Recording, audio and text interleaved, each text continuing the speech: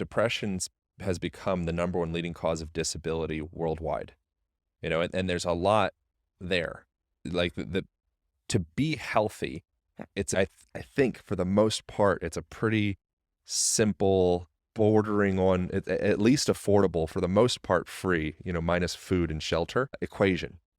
And we're kind of sold the idea that we need all of these different things in order to feel okay. But the root of being a healthy person, like, driving your body, your biology at a cellular level, is just it's basic stuff. Being in a good sleep rhythm, getting adequate sun exposure throughout the day, full spectrum sun exposure throughout the day, grounding your body every now and again, as opposed to continually being bombarded by various different electromagnetic frequencies in all different forms, and your cell phone pressed up against your genitals throughout the day. It's like just totally normal, totally casual. Like, of course, I think that it's going back to Bruce Lee. It's like, it's about reduction, it's about subtraction, not addition. And so many of us, like me, I think we feel almost the possibility of feeling weighed down with all of the stuff, all of the thoughts, all the ideas, who we think we're supposed to be, what we think we're supposed to be doing, what we think we're supposed to wear, how we think we're supposed to act. All of that, if we can start to strip that back a little bit, like most people at the root, I think there's like a lot of love, there's a lot of like art, there's a lot of creativity, there's a lot of spontaneity, like humans are so beautiful. And I think that through the entrance of physicality, it's like one of the handles to pull on. It's one of the doorways into this human experience. And the realization that, like, it sounds kind of out there and a little like bridging on woo-woo, but like life really is a miracle. And I think it's very easy to forget that in like the hustle and bustle busyness of modernity, and now there's like, I feel a certain pressure of, am I busy enough? What happens if I'm not busy? And so through that, just coming back into just paying attention to your body, it's a really beautiful access point to coming into a place of like presence and stillness and, all the words that people talk about in kind of more like the esoteric, spiritual yoga type realms. It's just a simple process of beginning to pay attention.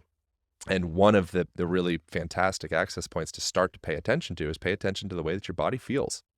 One of the things that, I'll shut up in a second, one of the things that is interesting with that paying attention, there's some other research that suggested when people would look at the faces of people, of others, that were like disapproving or disgusted, indicating that the tribe doesn't accept you. It's pushing you away. It's like, oh, you're out of the tribe.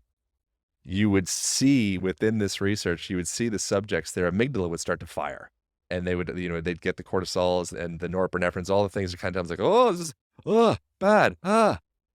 And the moment that the subjects would identify that, okay, like this is what this expression means, they start to break it apart and objectify it and say, okay, this is what it is. You start to actually step back and objectively perceive what's going on just through paying attention.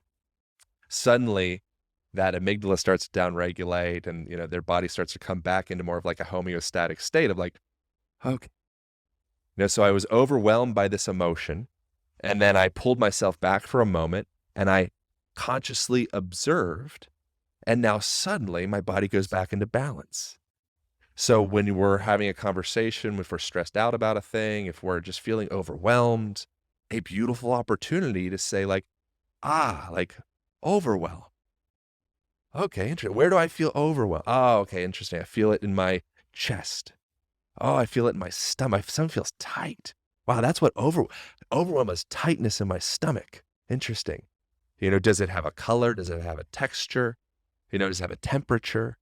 And then what you'll find with that is it creates space between you identifying with the thing of being of overwhelm, and opens you up into a place of, again, deeper presence. The present state of the human organism is all of those things that I had mentioned before. It feels good. But when we get pulled out of that present state, then it starts to feel frenetic.